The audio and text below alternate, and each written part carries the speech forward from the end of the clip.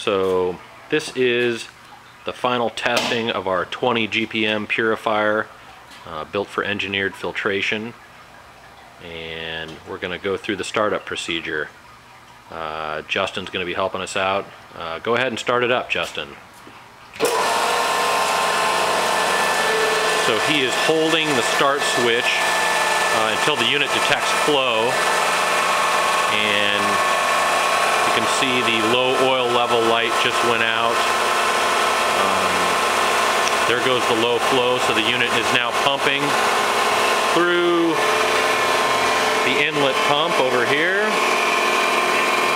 through the pre-filter, through the heaters, and into the vacuum chamber.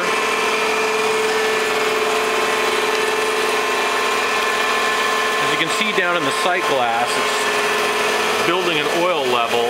As soon as it reaches the high oil level, it will activate the outlet pump.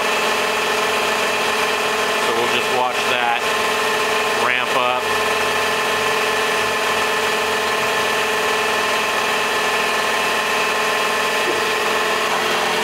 There goes the outlet pump. We look down at that outlet flow meter. We've got 20 gallons a minute right there. Moving right over here, Justin is dialing in the vacuum. This is the flow meter for the inlet pump into the vacuum chamber, and you can see that's right at 20 gallons a minute as well. The unit's right where it should be. This is our vacuum adjust knob here, desiccant breather, so we're pulling in clean, dry air into the unit to control vacuum. There's the vacuum gauge right there. Dial that into about 25 inches or more. It'll hold 29 inches. Justin's now adjusting the heater right there. That temperature controller will keep the temperature within 1 degree of the set point. There's a good look at the panel, the low flow alarm, a low oil level alarm, high oil indication that does need to be illuminated for the machine to operate properly, a high oil level which deactivates the inlet pump, dirty filter indication lights for filter 1 and filter 2, high condensate level if that tank fills up, a high temperature switch, a phase fail switch, so if the unit is moved and is out of phase, you can reverse it and it'll be in phase,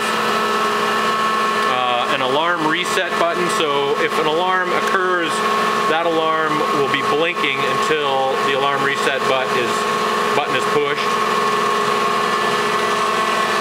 Moving right over here, direct reading differential pressure gauges for both filters, and then a gauge array for outlet pump pressure and inlet pump pressure. We also put a gauge on the back of the vacuum chamber just so an operator can see if there's any positive pressure in the vacuum chamber. Going around the machine again, there's the vacuum pump right there.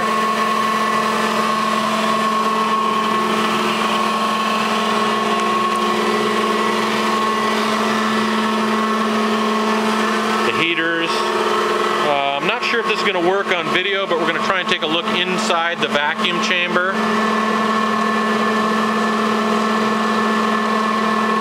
You can see oil cascading off of the elements in there, creating massive surface area, distilling off moisture and light ends.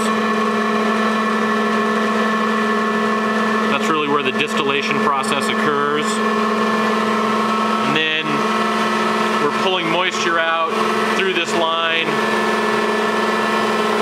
through a liquid-cooled condenser, and then any water is going to end up down in this chamber right here. And as you can see, Justin shining the light down in here. That's just a holding chamber for condensation.